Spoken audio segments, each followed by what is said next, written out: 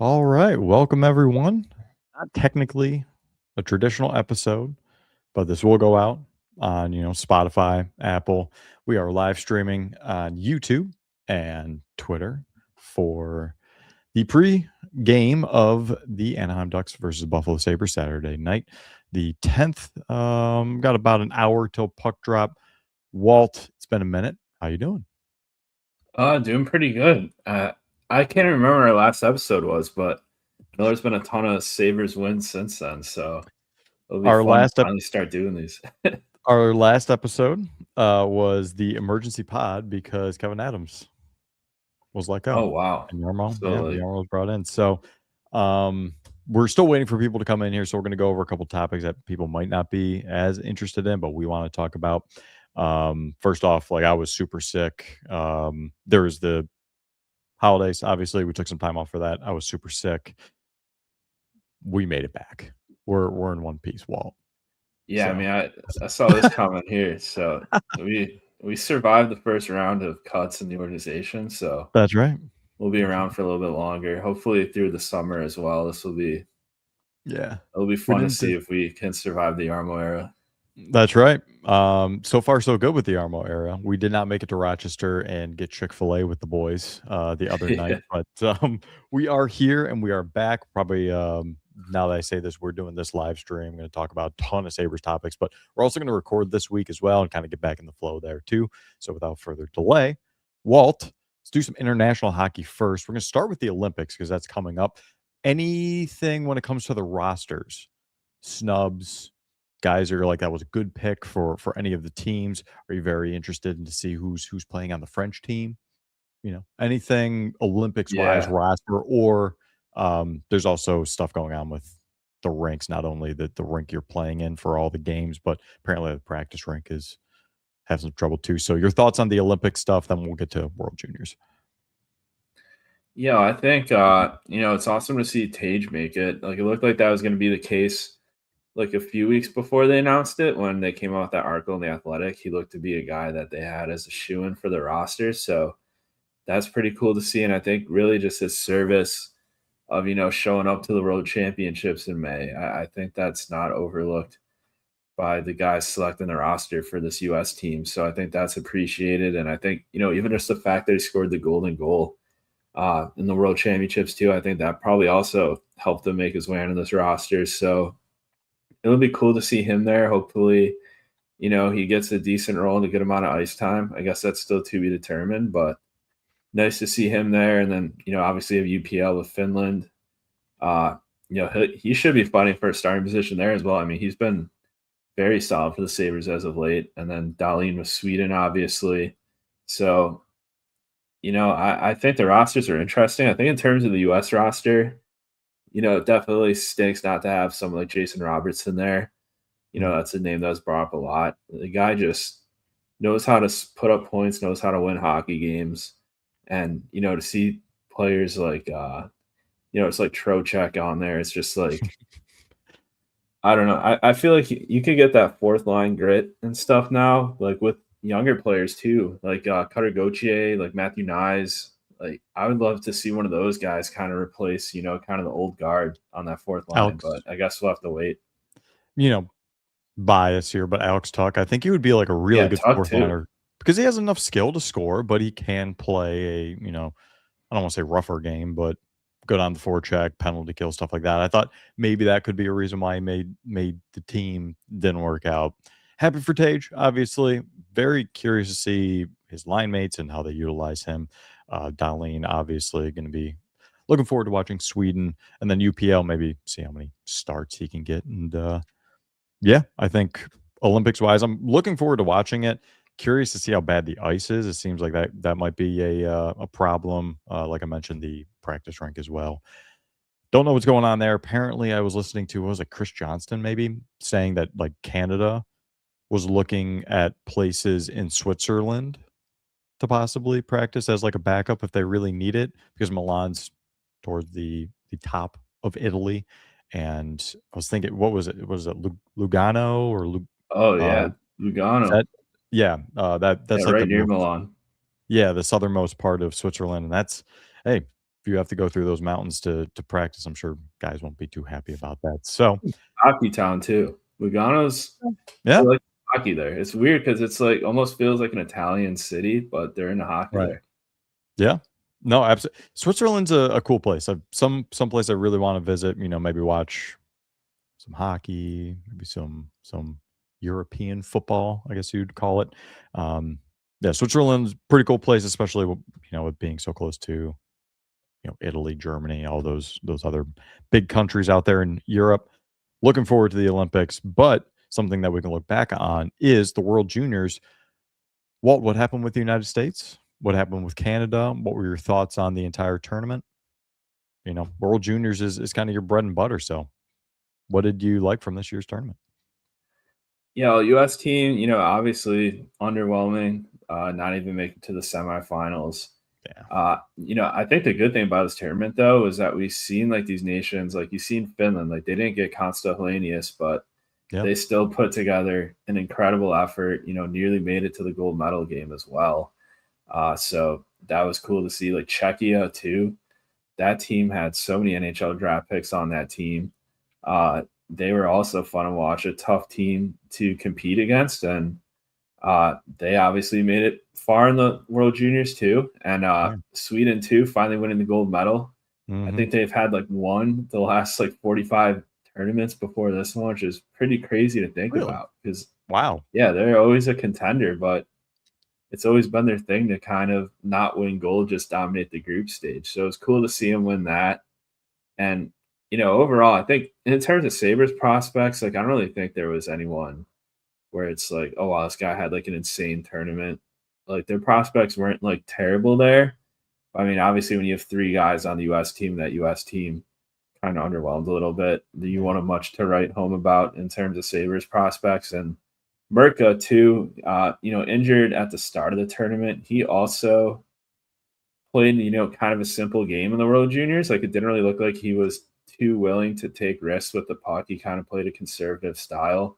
And that Czechia blue line was loaded too. So he was able to kind Yeah. of sit back there and not have to be the guy. And, who knows, he could still be hurt as well. So that could have been part of the reasoning. But yeah, overall, I thought it was a very fun World Juniors. But in terms of Sabres prospects, there's really not anything I'd come on here and be like, oh, this guy's going to be the next big thing. I think it was just okay performances from all of them. If I had to guess Murtka's NHL future, it could go so many different ways, but I would think it's more what you saw when he was on Czechia, more simple, just Yeah. shut it down versus what we saw. What was it? Maybe like the first preseason game, I think it was, or something like that, where he Yeah. really good breakout with his legs and stuff. Oh, And like the whoa! Would you look prospects at that? challenge too. He Or is it the was prospect going challenge? I think both he was like kind of, playing a pretty intense game and like all over the place. So yeah, the thing is though, Buffalo, like he won't I mean, assuming this team doesn't go through like tragedy and miss the playoffs this year and have to rebuild. But assuming that doesn't happen, like they'll have guys like Darlene in front of him, Power in front of him, even someone like Samuelson has been playing incredible. So, Oh, you look know, at that. yeah, so he won't really have to be the guy in Buffalo. So I think that's good for Merca. That's also true. Yeah, just giving him maybe like a second pairing ceiling expectation. Half the time with these prospects is just expectations. Yeah, I mean, Good even making the skills. NHL with that pick range sometimes is good enough. Like, Yeah, yeah, just a serviceable guy that can play. yeah, How many times have you seen guys in that range? The amount of times I'll go back and look at like the 2021 NHL draft and like a guy was picked like 21st overall or something like that. You're like, this guy is putting up like 12 points in 65 games in the AHL. I don't think he's going to be making the yeah, NHL anytime soon. So, yeah, the longer runway. It's kind of something we expected. He was more of a raw prospect, and you're looking for the higher ceiling. So, yeah, it was good to see him play. Stunk that he was hurt, but he has a ways to go. So we'll give him that space and switch this over to the Sabres 10-game win streak. Walt, we decided, well, I guess we didn't decide half the time because I was in shambles, but bad time to not be recording when this team decided to rip off 10 straight and then, lose one to Columbus. It was pretty ugly. And now they're back in the win column, beat the Rangers and looking to get back into the win column this evening against Anaheim. What were your thoughts on the 10-game win streak? How was it different than the other 10-game win streak from before? I know a lot of people have talked about it before, but we haven't been here. Apologies. So, Walt, what were your thoughts on that streak? Do you think they can keep it going? Maybe. Yeah, well, I thought the streak was incredible. There were some games in the beginning of that win streak where you're like a little bit concerned, where it's like, oh no, this might be a little bit of a bubble. But I mean, towards the tail end of that streak, like just thinking about some of those games they won, dominating Boston, dominating St. Louis, going to Dallas and beating Dallas. Even that Columbus game, they didn't even play that poorly, and it was still like, I mean, they lost that game obviously, but in terms of like 5-on-5 stuff, it's not like they were getting crushed. So It was just sloppy. Like pucks were yeah, bouncing off everything and overskating a puck here and there, and it just bad culmination of all those things kind of coming together in one game. yeah. So like even their bad hockey like hasn't been terrible, at least the last like 6 games. So and 2 wins in a row right now as well, like after that 10-game win streak. Yep. So they're still playing like good hockey. They're playing a Ducks team that's kind of reeling tonight. I think they have like 3 wins or something in their last like 13 games. Like it's not great. So I think with the way the Sabres are playing, it's just encouraging because like their underlying numbers are good. They don't have to rely upon their team, shooting way above expected. They don't have to rely on their goalies turning into Dominic Hasek. Like they can just play their game night in and night out and give themselves a chance to win and, compete for a playoff spot. And it's literally been 14 years since like we've last seen a Sabres team that could do this. I mean, there's so many things of, this is the last time they reached this many points. It was like late February last year, or, this is the most points they've had on, like the start of the year since blank or whatever. So, really positive sign. One of the things I just wanted to note over the win streak, we'll get into individual players, but when they're not playing their best, they're getting wins. It's a little bit more mature. And yes, it's not going to look great sometimes. Yeah, like some third periods that might get caved in because the other team's really pressing. Really bad starts haven't been, like, man, where are the guys going? And then the second period, they're playing out of their skulls. And I'm like, a little less peak and valley in that kind of thing because you're not always going to have a ridiculous second period to kind of save your first. The penalties, holy crap, in the last 10 minutes of the third period, especially in like the last 5 minutes. Can we please just stop that? You guys are going to give me a heart attack. I'm glad you're able to ice the puck and then chase down the puck like Krebs and McLeod have. They're able to chase down the Yeah. puck and bury it into the empty net, but you guys are playing with fire a little bit there. Again, they're not going to go on like a Colorado win streak where it's just like the other team didn't even touch the puck. It's going to be messy, but they got the wins, and I'm happy for them. So, 10-game win streak wise, I spoke my piece, you spoke yours. Anything else on that specifically before we start maybe narrowing down into defense, offense, goaltenders, specific players, stuff like that? Well, I actually went to like my first like home Sabres game of the year when I was home for like Christmas. I went to like the Islanders game, and Okay. I just want to bring up. I think the navy blue signage is still there, but I think their like in-game presentation stuff is. It's I think better. it's improving. Yeah, I Yeah. think they like. It seems like they're actually putting an effort towards Agreed. making the fan experience better. They have like cool concession options that are like there's like themes to stuff, like depending on the game. Like they're not just lazily throwing stuff together. And I think it's been fun to go to games this year. And I think it's not just the on ice product. I think I want to give credit to all the off ice stuff as well. I think they've been doing Yeah. a good job. The Beer Sabers were an absolute disaster that game, though. They Yeah. definitely should have ordered more of those. It's crazy that it's going to take 4 months for the next shipment to come in, but There was it's a like we cool heard idea. I hate to say anything that we've like heard behind the scenes or whatever, but like one of the things we rumble, I guess you could say, is that they were like stuck somewhere or something transportation wise or like a logistically didn't work out. And someone that actually works in logistics, like sometimes you're just as frustrated as like the people that would be receiving the product because you're like, we did everything right. How did Yeah. this happen? That's literally my like day job is like, how did this go wrong? We didn't do anything wrong. So like that does happen. I'm not trying to make excuses for them. I have no And they're idea printing exactly what money happened. too with those. Oh Like man, $27 for a piece of plastic beer in it.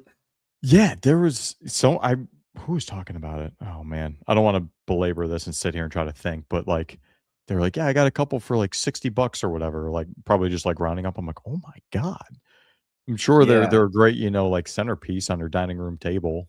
But it's besides I know, that, and they were that's yeah, wild. because you could like flip them on eBay for like $200. So like we Which got there like half an yeah, hour before the game. They're like handing out vouchers because they only saw them at like one spot in the arena. We yeah, walked like halfway around like the lower bowl. Finally get to the end of the line, and there's like Sayers employees standing there and be like we're out of vouchers for the beer vouchers. savers.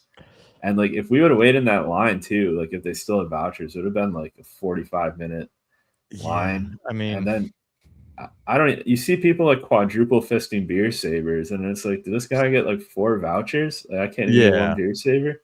yeah, or like got a friend that doesn't want it, so now he gets Yeah. theirs, and you're just like, what's going on here? And then yeah, like if you put it on eBay, it's like I guess good for you if someone wants to pay you that, but like I would really, never do that to Sabres fans where I'd get a beer saver and charge a fellow Sabres fan $200 for a piece of plastic. I would sell it at like cost.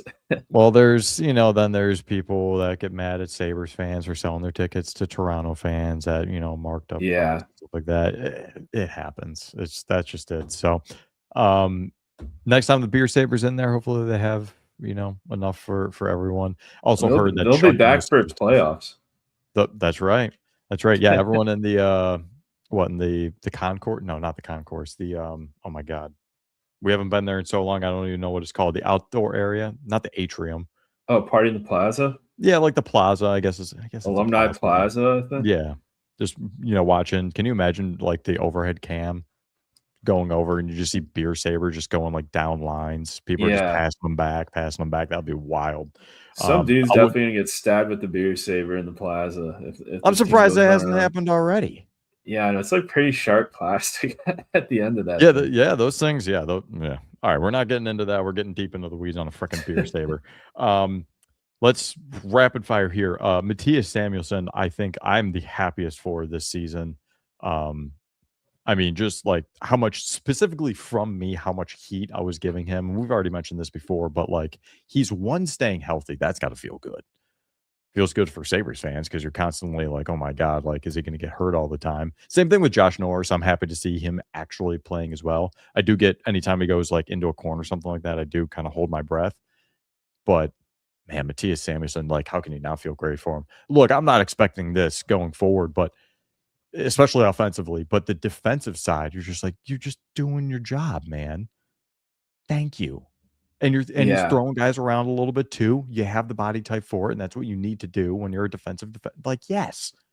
but just Yes, the man, this is confidence. it. Yeah, the confidence is there for him. Like I Mhm. think the confidence on offense is leading to the confidence defensively, the willingness to step up, and then I Mhm. think he just had like an awakening where it's like, oh wait, I'm like 6'4" and like 230 pounds. I Yeah, could play just toss physical. dudes. It looks like Yeah. there's finally like an awakening within him. I mean, sometimes you could be guarding injuries in past seasons and stuff like that, Yeah, but, after the Tage response, and I wasn't the only one, but I was like, "This guy's gotta go." Like, he just has to go. yeah, that But was pretty bad. you can see it is very much it's something you don't see because we're not in the locker room. He's obviously loved by his teammates. Yeah, Yeah, last year was, like, a really bad look, but they were obviously able to get over it. So it's honestly, if got those guys, got especially guys booed like opening night. got booed Yeah, opening night, but, like, look, if Tage can get over that, I have to as well. You just have to be honest. And, like, when I was honest, I was trying or at least trying to be honest, a bit emotional about Samuelson last season, but it wasn't good enough. This year is very much good enough. To the point where people were, like, joking, but not really joking, like, snub from the Olympic team because he is playing that well. So him and I'm just Doan should really happy. honestly be on there. I forgot to Yeah. bring that up. You could make a case for him. Again, it would be a biased case because we're Sabres fans. But I'm just happy that he's playing well. He's playing confident. He's obviously having fun too. At the end of the day, like if you're having fun, you're probably going to play better too. So happy for that. Um, Someone I'm not happy for, and this is the clock started when Kevin Adams is gone. Jack Quinn. For me personally, I'm not Oh trying to yeah, make a new whipping boy, but like he's played his way into that. It is horrific, and the time's up. He was Kevin Adams' guy. He was his first draft pick. A lot of sentimental value there for him. I'm hoping Yarmo's like, "Don't care. You're not playing well enough. Gotta go." It's just not good enough. I'm not gonna sit yeah. here and berate the guy for 10 minutes. It's just simply not good enough, and there are better options. He probably shouldn't be playing every single night. It's just my opinion. Well, yeah, man, they're gonna start running out of spots too. Like Kulik is someone we haven't thought about in Danforth. forever. But yeah, Danforth, and then next year you can't keep Consta Hellenius down in the AHL for another year. Like, that guy already plays the NHL style game, and he has a production to go along with it now. So I don't know. And Greenway too. He's someone who's also, like you brought up with Samuelson. Greenway is also a huge part of that locker room too. So I think if they had to choose to get rid of a guy, they'd probably keep the locker room guy that's a few hundred K more expensive over Quinn, who it seems like he's playing a role where he's supposed to score and he just hasn't really been scoring. Like, I think there's some good stuff still with this game, but it's kind of like a Victor Olofsson situation where it's like his time's up in Buffalo of trying to Yeah, figure out what to do with him. They're like kind of running out of room to figure out a role for him with this lineup. it's almost like the Dylan Cousins thing. It's just not working. Yeah, Like, we love you, yeah, Dylan. Like, Jack, we have no ill will against you. You weren't like, I'm gonna go wreck my Achilles and throw this all away. He didn't ask for Kevin Adams to have like a man crush on him. It's just yeah. not And good I enough. mean, It's just not good enough in his someone own right. has to go too. Like, Yeah, it's also that someone too. has to go to make room for some of these guys. So at this point, Yeah, he's I probably the mean, front runner. way down the list is Kulik, and I did want to say, like, is he someone that they can consider, and would you consider this a quote unquote like acquisition at the trade deadline, inserting that guy back into your lineup? If because Lindy Ruff says he's back by the end of the year, I don't want to say, by the time the Olympics are over, he'll be back. It's a blood clot.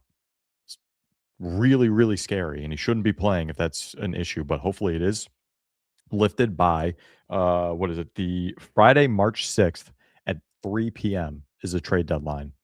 Let's say he comes back a day or two after that or something like that.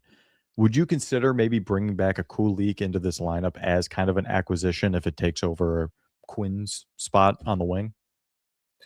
I mean, I do think it kind of depends like what they do with Alex Tuck. Like, is he going to be a guy they can't reach an agreement with and have to move at the deadline, or is he going to be someone that sticks around? Because I think if he does stick around, you can maybe consider Cooley coming back in the lineup like an acquisition.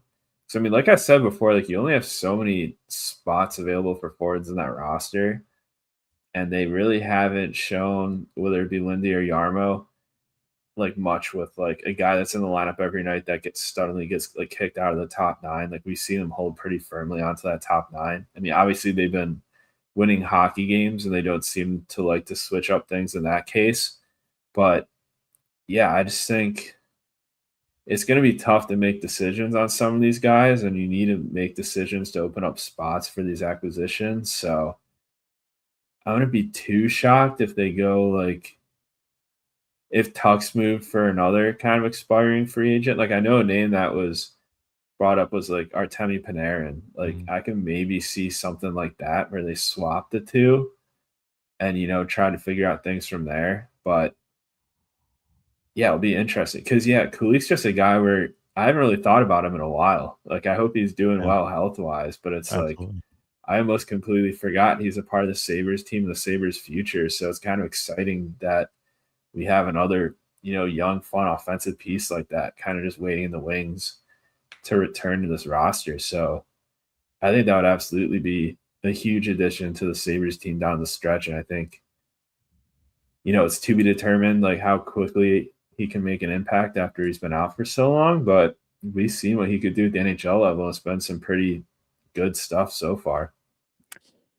Yeah, I mean, I think I'm kind of in that mindset of he's been out for so long and, they've had this success without him. Bringing him back in is gravy on top, so kind of feels like an acquisition from the trade deadline. So that's just kind of how I'm seeing it a little bit. Something I actually wanted to go over, and then we're gonna get back into players and stuff like that.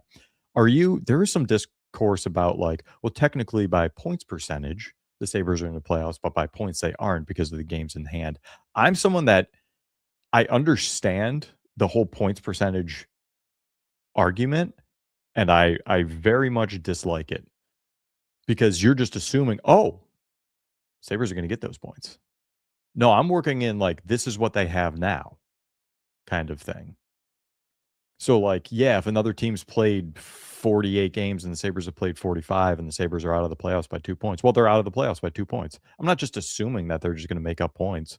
So, like, I just wanted to get your opinion on the whole points percentage versus actual points because I there's a lot more people seems like they're on the like the points percentage side. And I'm like, no, I'm going with what we have right now, kind of thing. And I just wanted to get your opinion on that.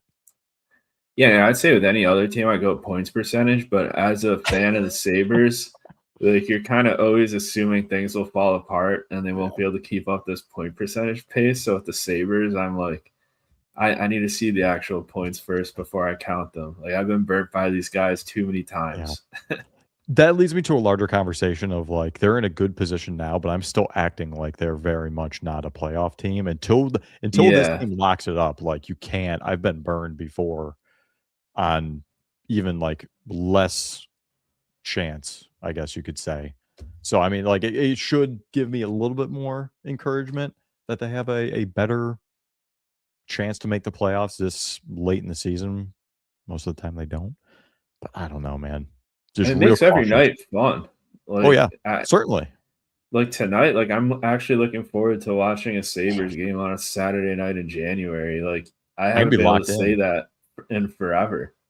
Oh yeah, absolutely. I mean, like looking at how just like not line chemistry, but like who's going tonight, kind of thing. Oh, the fourth line's really going tonight. Which we were talking pre-show. Was looking up some of these.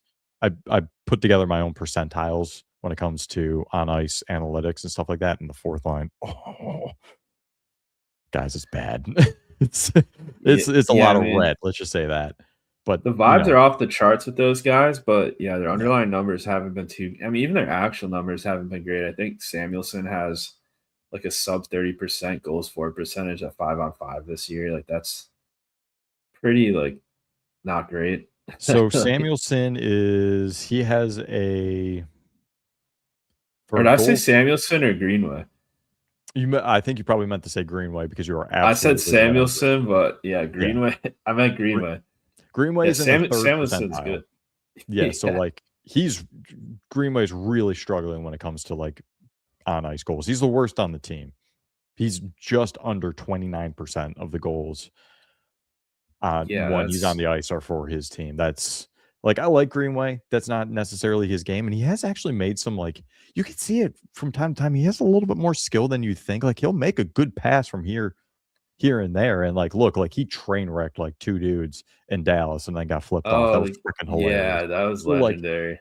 that was so funny. And just his response, he just kind of turns away. It was like that was weird. So I'd like I'm not trying to crap on him. Like that's not necessarily his role to have like the best underlying analytics, but like it's ugly.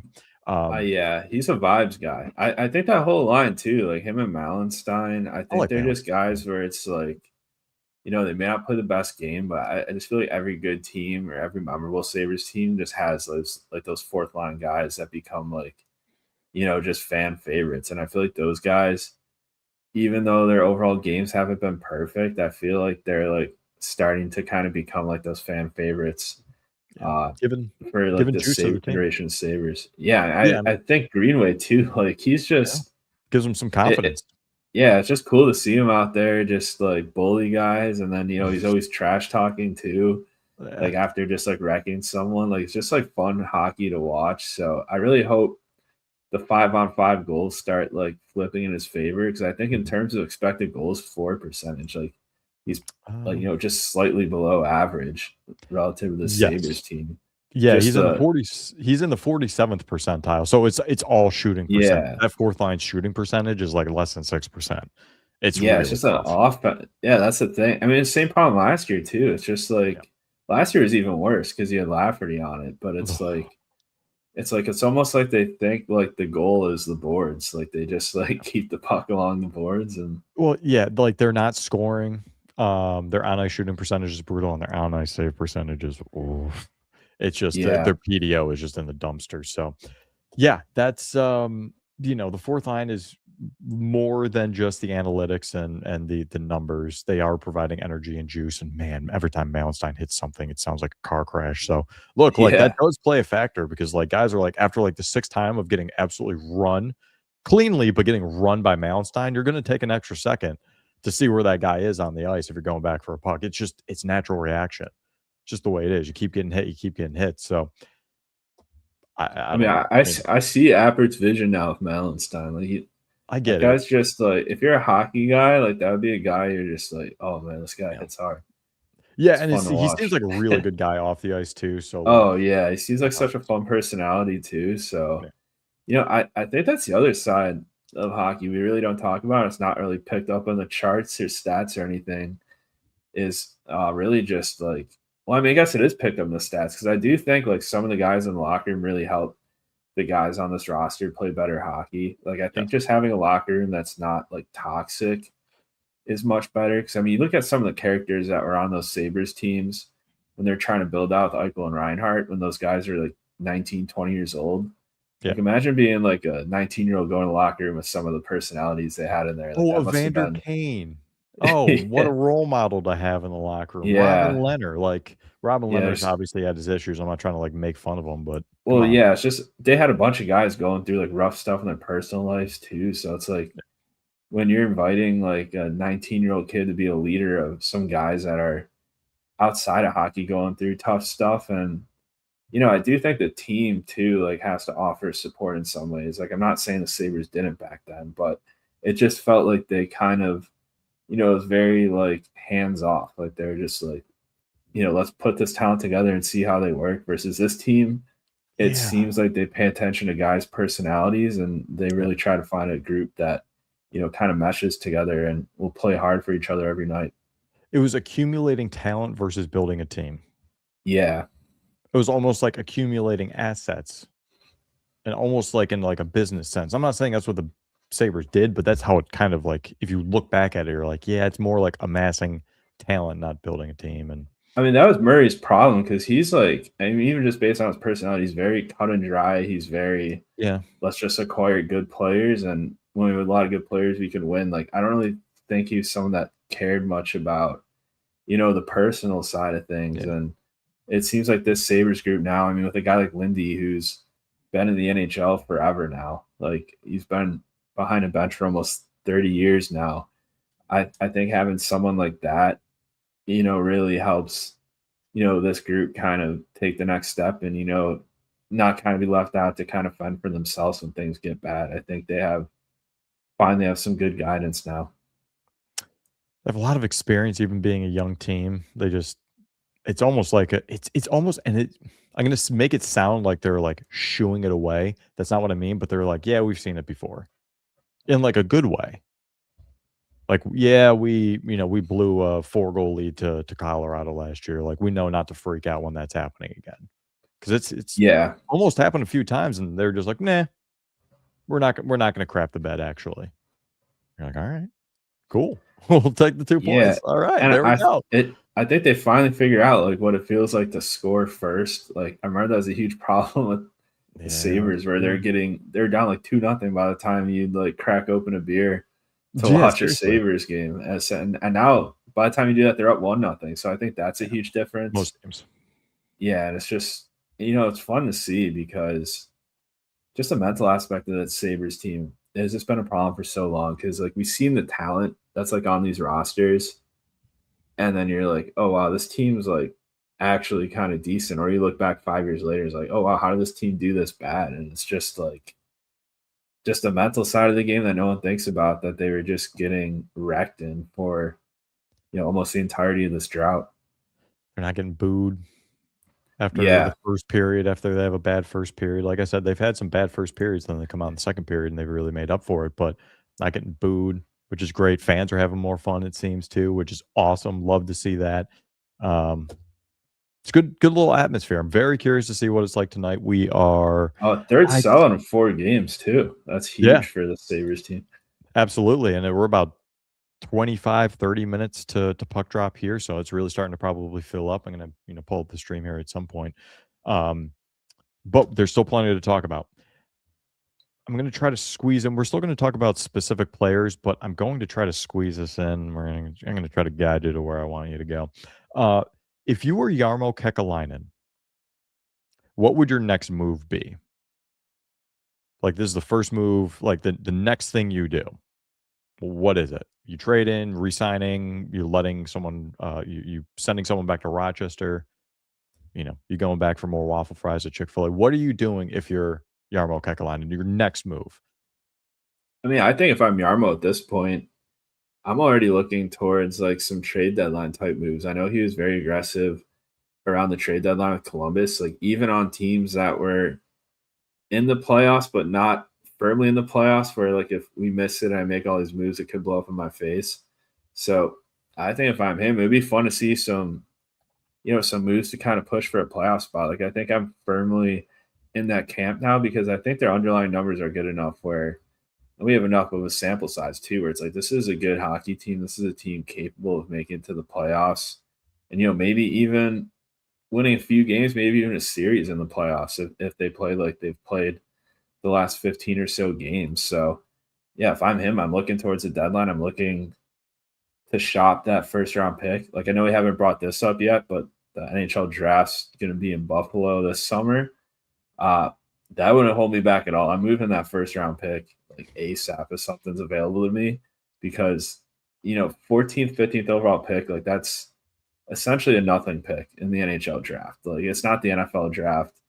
You're not getting a guy that can contribute in 2 years. Like you're hoping for an NHLer with the 14th, 15th overall pick. So I'd be looking to move that for a guy that could really help him down the stretch, even if it's somewhat of a rental, even just a really high end rental. I mean, I'd be willing to be aggressive and try to get this team into a spot where they can be competitive in the playoffs and, try to do a little bit more than just make it to the playoffs, like try to win a series.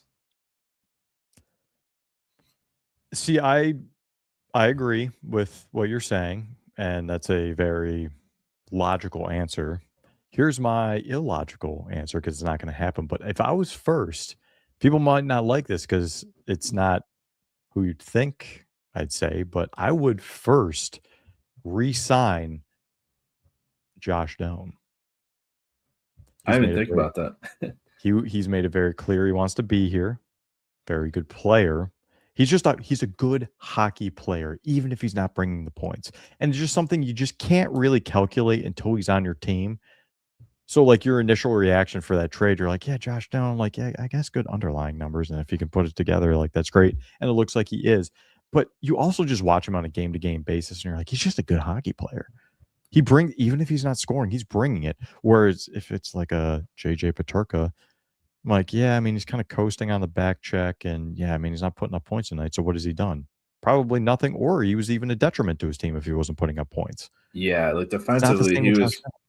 he was one of the worst defensive forwards in the NHL last season. So I personally think it was partially on purpose because we saw the year before he could have been better. So yeah, and he was upset. Like I think the first rumblings I heard of him being upset were like pretty early on that season. Like I yeah, mean, not right at the start, but I mean, I think it was obvious to a lot of Sabres fans when guy was almost traded to the Rangers, like that one like random yeah, March, February night. So yeah, there's definitely stuff going on there. So yeah. being able to swap that for someone like Doan, it's just such an upgrade. Like Doan kind of reminds me a little bit, maybe not as much offense as Brandon Hagel, but he reminds me of Brandon Hagel in a lot Okay, of ways. And I think that's I get it. archetype that the Sabres really needed to add to this group Could add because Brandon frickin' Hagel. I'm just saying. yeah. But I mean, we may have finally got him. We may have finally got like Yeah. the Instead of Brandon getting them Hagel with we've what always wanted. instead of getting him with like a fifth or sixth round pick, you ended up, using a technically second round pick to get him and JJ Paterka trading him. But the reason I said I would resign Doan is, and I have the note here, I'm not willing to let Tuck's contract affect me re-signing Doan and Benson to the either year, to the term or the money that I would want to, if I'm the Buffalo Sabres, that I would want to. It seems like Benson's probably, if I had to guess, Benson's probably going to be a bridge deal. I would assume that he wants to say, like, I still haven't tapped in offensively. I still think that's in there, and it might not be, but I would assume he's going to try to bet on himself. Whereas Josh Doan might try to cash in on him having a really good season here. We'll see kind of what Yarmo's willing to do, saying, like, look, so glad you're doing great this season, but small sample size kind of thing. So he could be bridge too. But again, I'm not, Tuck's contract is not the most important. It's the most important contract because he's a UFA. But in the Yeah, it's sense the of most like, pressing, I guess. But yeah, I it's the wouldn't most say most pressing, but important. not the most important. Yeah, so it's a very good way of saying it, Walt. So that's why I said I would actually go after Doan first because you still have time for the trade deadline. They have all the way up until the break for the Olympics, and then it is interesting to see what happens after the Olympics because then the Sabres specifically have 5 games in between the Olympics being over and they start playing games to the trade deadline. They have a game the day before the trade deadline against Pittsburgh. Is there a roster freeze during the Olympics? I don't even know how that Oh, that's a works. good. I will look that up next on some of the next topics we're getting. I'm kind of going bouncing around all over the place. Um, Sticking with players before we kind of get into the more overarching, what's coming up schedule wise and things of that nature, maybe some predictions or something like that. Um, let's do players. If you were trading for someone, would you trade for a forward or would you trade for a little bit more defensive help? Kesselring really up and down. Timmins has been out for a while. I I appreciate what Bryson and Metza have done together, but for me, honestly, like Metza is Bryson's replacement if Bryson is hurt or something like that. That's how I view Metza. I don't really love that he's playing like every single night. He's done great. Glad he got his first NHL goal. I'm not trying to crap on him, but just quality wise, like, would you maybe go after some defensive reinforcements, or do you just treat Kesselring and whenever Timmins is able to come back, do you treat that as maybe some trade deadline acquisitions, like I was mentioning with Kulik, or would you go after a forward, your Panarins or like a I don't know, like a Kiefer Sherwood or something like that? What would you go after if you had one trade to make at the trade deadline? I mean, that's a tough one. I do think, the Kessering stuff, it's like, I feel like this guy is like re aggravating the same injury. So Sabre's probably more info on that, but it's like, I don't know if I'd, be willing to fully trust that guy to be around, at least for this season. So, part of me leans towards defense because, I do think they need some reinforcements there. Forward, like we mentioned, they're limited on spots. You have Kulik coming back. Like Danforth, I wouldn't necessarily consider him a guy that has to be in the lineup, but that's another piece that'll be coming back that can play in a game if needed to. So, yeah, I think I'd have to go. Oh man, that's a tough one. In terms of splash, like I brought before, I think I'd go forward. I think if they could add, a top. I mean, I'm pretty much just thinking about Artemi Panarin right now, but if they could add like someone like that just for the playoff stretch, maybe convince a guy to sign in Buffalo. I feel like it's hard to convince a Russian player not to sign in like LA, Miami, or New York Van, City. But Even like Vancouver, like those West Coast, yeah, because it's so much closer to where they can get to. But well, I mean, I, we could try to like convince Panarin. It's like, I mean, he didn't sign in Columbus, and I consider Columbus like somewhat comparable to Buffalo, but he is at a it's different true. stage of his career. So Yeah, I haven't been huge on the Panarin thing just because I just don't assume that the Sabres are going to be able to make a trade to get a guy like that. So I I mean, don't they're into Tuck. I could see like Tuck Yeah. probably gets you pretty close to there, especially if they're interested in signing Tuck long term. Yeah, and I mean, like, that's kind of the debate you have is, you know, You end up trading someone who signs to the place you traded them long term, and Panarin walks after Yeah. some games. Like that's I that's mean, that could be a tough pill to swallow. that's kind of like the Yarmo story in Columbus at like certain points of his I time I there. I understand, like, people keep bringing that up. I don't know if he's necessarily going to do that. I think it might be, like, a happy medium between, Yeah. and I understand that's, like, a perfect fence sitter take. That's I'm the king of that, obviously, but, like, I don't know. I think I don't wanna say learned his lesson because it's not like he majorly screwed up. He's like, "I thought we had a chance, and I freaking went for it." So, like, you do respect that at some point, but, like, I don't know. I don't think he's gonna be doing anything that drastic, especially this season. Maybe next season, but I don't think this season he's going to. Maybe he could. It's He so could. unpredictable. Like I honestly don't know what he's gonna do either. That's the fun part. I'm really looking forward to the next Yeah. couple months just to see what they do, off the ice, let alone what they do on the ice. One thing that Pip said is, "I need to see Zach Jones in a game or two." Like, my thing with that is, if they trusted him, he would have already played. He would have already played. They wouldn't have been playing Metza this entire time. Like, they obviously trust Metza because he's decent with the puck. I think with Zach Jones, or like, it's a breaking case of emergency. I think it's I probably his defensive zone yeah. coverage, I would assume. I mean, I'd love to see him get a game because his underlying numbers with the Rangers weren't that bad, and he's been racking up the points with Rochester. Obviously, he wouldn't have the same like top defenseman power play role as he would in No. Buffalo, but uh, yeah, I do think it's weird that they kind of haven't like tried to mix him into a game. Like with Ryan Johnson, I kind of understand why the guy hasn't really gotten a ton of NHL minutes because you know He just I hasn't taken that step, yeah, he's it's just just like that step to make it to the NHL just hasn't really been there. Like he's just been all right in the NHL, and the points obviously aren't there really no, at any never will level. be. So yeah, I think someone like Jones is, probably ahead of a guy like Ryan Johnson in the pecking order right now. But yeah, it still seems like he's firmly behind like guys like Bryson and Metza, where it's like if Bryson and Metza are healthy and Jones isn't getting a game. So, maybe that'll change. They called him up again.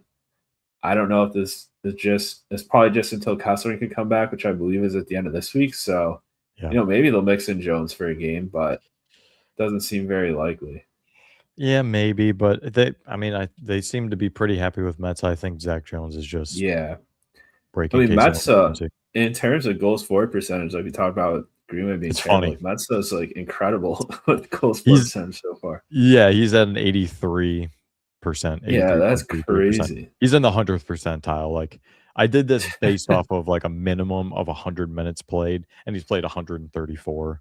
So he's just kinda just over that kind of thing. So, yeah, some of his numbers are hilarious. Like, the on-ice shooting percentage and his on-ice save percentage are hilariously good. For as bad as they are for Greenway, they are the opposite for Metsä, and it's hilarious. Yeah. So, it's great to see a lot of green in his little thing that I got up here, but, yeah, I mean, again, Metsa to me, he's like a Bryson replacement. If Bryson goes down, you guys kind of get hit with the injury bug, and you know, I don't think that's not a knock on him either. It's You're still a good hockey player if that's the case. So, speaking of good hockey players, really wanted to get your thoughts on Noah Ostlund.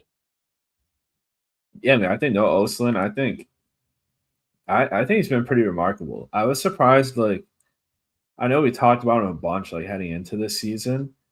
And I was like, I'd love for this guy just to gain like 15 pounds, like hit the weight room and come back because you could see the player that's there. Yeah, I think, he's still been able to get inside. He's been really good defensively. I really think like he's an NHLer right now. I mean, obviously he's been playing NHL games, but I don't think he's a guy that should go back to Rochester. I don't think we're gonna get another 3 goalie fiasco where he gets sent back down. But I think he's firmly made himself an NHLer. I'd love to see him get a chance higher up the lineup. I don't think we'll get that until the Sabres team like maybe loses 2 in a row. yeah, But he's just fun to watch offensively. Like I don't like single handedly. I don't think he's going to be a guy that can lift up that fourth line shooting percentage. So I don't. I'd be willing to like write off the fourth line as a loss in terms of offense, and just give Austin a role higher up the lineup yeah. because I don't really think there's much point in trying to get some offense out of that fourth line. That's really not what they're known for, and I don't know if you can get it out of those guys. The natural fit is just Uslan, but with Krebs. Really, Yeah. like, put Krebs on that 4th line, kinda just keep that awash, have them be the energy, and make sure they don't try not to get scored on their And end, but even a guy like Tuck too. I mean, he brought up Oslin a lot, and he's like, I love playing with this guy. Like you he's fun to play with. He finds he's passing lanes. dude, he's just like I genuinely enjoy watching him play hockey. He could be playing in, like, Yeah, the 2nd division in, like, Latvia, and I would tune in to watch him play because he's just fun to watch. He's just a good hockey player. He's just yeah. good. No, he's high It IQ too. It's oh, just you can see him process, and it's not like one of those, like, oh my god, you can see him thinking out there, and it's a bad thing. It's a good thing, and it's just I don't know, maybe if other people, like, don't see it as much. I hope they do, basically, is what I'm trying to say. I hope you see what I see when I watch Noah Östlund because it's just I saw it live in Rochester when he was in Rochester early this season, and then you see it here in Buffalo. He's just good. And you can't go wrong with good freaking hockey players in your lineup, man. And especially like with his size. It's one of those things that it kind of reminds me of the Tyler Ennis thing. He's like, look, I've been small my entire life. I just know how to play this way. It's, yeah, it's kind of like Zach Benson in a way, too. Like he's been small his entire life, probably on all the teams he's played on. He's just used to it. So yeah. I mean something, Benson too. He's probably a guy that's been playing up a few levels too, while also being on the yeah, smaller end for his age. So he like you can tell, with some of these guys like Oslin's been playing pro hockey at I don't know what his official weight is, but can't be more than 180 pounds, especially a few years ago. He's probably playing at 165. So this is a guy that's been playing pro hockey at his weight, obviously on a bigger rink, but still he knows how to make his game work at the pro level. yeah. I mean, they probably had him listed at like 160, 165, and I'm like, maybe. When he got Yeah. drafted, like, maybe. As a skinny guy myself, I kinda know, like, yeah, maybe. You might try to fudge the numbers there, maybe try to, throw a little extra weight on the scale or something like that. So, Yeah. um, Like, yeah, I mean, I just had to shout him out. Like, he and Samuelson like, Samuelson's actually, like, fun to watch too. I wanna point that out there. He's not oh just his yeah, like playing that ability like, Rangers goal. That was yeah, the crazy. Rangers goal, like, just watching him just, like, peel guys off in the corner, just, like, throwing dudes, throwing grown ass men. Yeah. Like, that is fun to watch. I get, like, the people that are, kinda like the bruiser type, like, I wanna have, like, 3 checking lines and 1 scoring line kinda thing, like, where's Marty McSorley? Like, I get it. It's fun to watch. Doesn't necessarily win you hockey games, but, like, he's solid defensively and he's throwing people around. Heck yeah, man. It's just fun to And watch, so he's fifth in the goals above replacement model with evolving hockey too, second among defensemen this year. So that's pretty. He's on pace to have, in terms of goals above replacement, like the best season ever from a Sabres defenseman since 07-08, the first year. We kind of had more stats for NHL games. his on ice shooting percentage is in the 92nd percentile, which is Yeah, crazy. And, like, again, that's not him individually, but, like, just in general with him on the ice, people are putting the frickin' puck in the net. Yeah, he's yeah. I playing mean with Dahlin, probably playing with better players, but that's a big part of component of goals above replacement too. Is just like that on ice shooting percentage. So that's definitely one of the reasons why he's like top five in the NHL right now. I'm looking at Noah Östlund, he's, like, 50th percentile for Corsi 4, which, like, again, you're gonna have teams like Carolina who just shoot the puck from everywhere, where their Corsi 4 percentage is, like, way better than other teams. But, like, you go towards, goals for percentage, expected goals for percentage for Uslan, like, they're good, dude. Like, high danger goals for percentage, his on ice shooting percentage, very good. He's getting some saves too, as well. He's got a good PDO when you combine both on ice shooting percentage and on ice save percentage to make PDO. He's got a good one for sure. So, like, yeah, they're playing well when he's on the ice, and that certainly helps, but he's part of that too, is what I'm trying to get at in a roundabout way. All right. 7:10, probably puck drop here shortly. I'm actually going to pull it up on my end. And this is a pregame show. Again, it's going to be something that we do put out on Spotify and stuff like that. So we appreciate you tuning in. Let's get to some stuff that is after this game. Whatever happens in this game is still going to kind of count. Their upcoming schedule, little homestand. You looking for anything specific in this homestand? You excited about any specific matchups? I'm more in tune of like the games they have before the Olympics and how they do for that. But if you wanted to maybe condense it to just this homestand, anything specific you're looking for, maybe like you said, maybe getting Zach Jones a game, anything at all that you're looking for. I'd say I'm just looking for consistency. Like just pick up wins. Don't drop two in a row. I think if they can just stay afloat into this Olympic break, I think that would be massive for this group. Kind of heading into the final stretch of the season, because like when they come back from the Olympics, they've got a month and a half left of hockey, so it's almost playoff season right when these guys come back. So they could be in a good spot heading into that break. I think that'd be huge. Absolutely. They played the Canadians, what, 3 times before the Olympics, I believe it is, if I'm not mistaken. Why am I not saying it is 1, 2, and 3? That is correct. Yeah. They play the Canadians 3 times. Yeah, we have teams like the Wild, the Predators. Okay, sure. But then Maple Leafs, Islanders, throwing the Kings there, Panthers a couple times, Lightning, Penguins, that's the last game before. Um, the Olympics, which is funny because they play the Penguins their last game before the Olympics and the last game before the trade deadline. So that's just a funny little tidbit of information for y'all. But um, big games coming up, especially after the Olympics. Lots of not only division games, but games in the East, because I would love for this team to push for that third spot in the Atlantic. But let's be honest, it's probably going to be fighting for a wild card. So every game against any Western team, or excuse me, Eastern team matters. And leads me to my other point. Why is the East so good this season and the West sucks?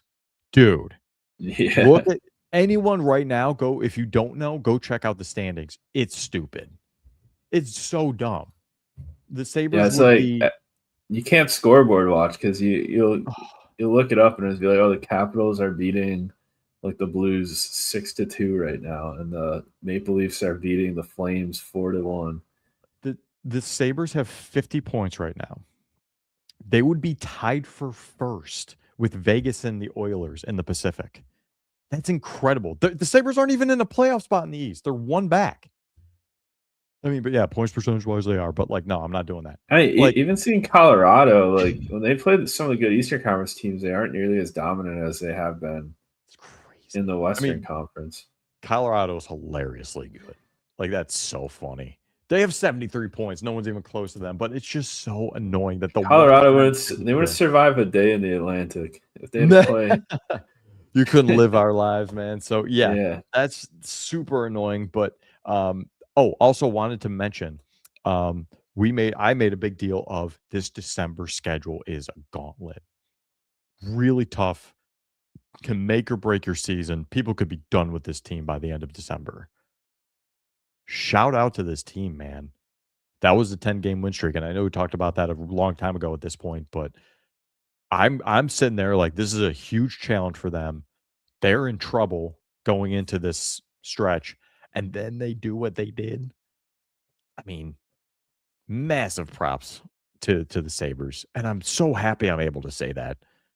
Same thing with yeah. like when I was talking about Samuelson. I'm like, I don't have to be a piece of crap about a professional hockey player at the pinnacle of his sport, but he's playing like doo doo. You know what I mean? So it's just I'm so glad that the team's finally playing better. Players are finally playing better. Walt, do you share my excitement? But I'm also trying to be cautious as well. Like having fun, but be cautious.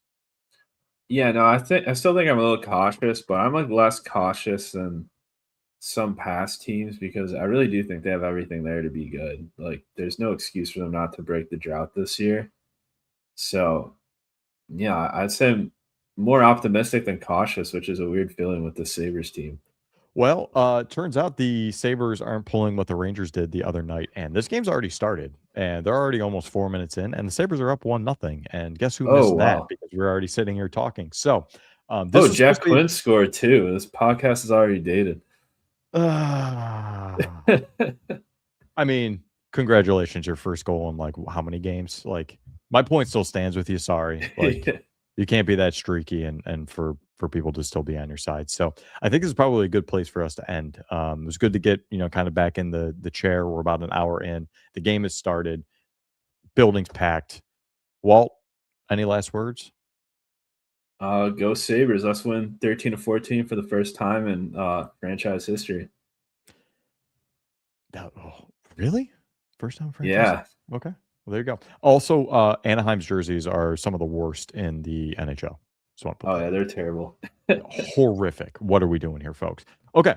I think this week the plan is to record. I think we'll still stick by that. Schedule wise, I'm a little busy, so we're gonna have to maybe figure something out. But we will try to record this week for a normal episode. We appreciate everyone tuning in. Like Walt said, go Sabres, and we will catch you on the next one.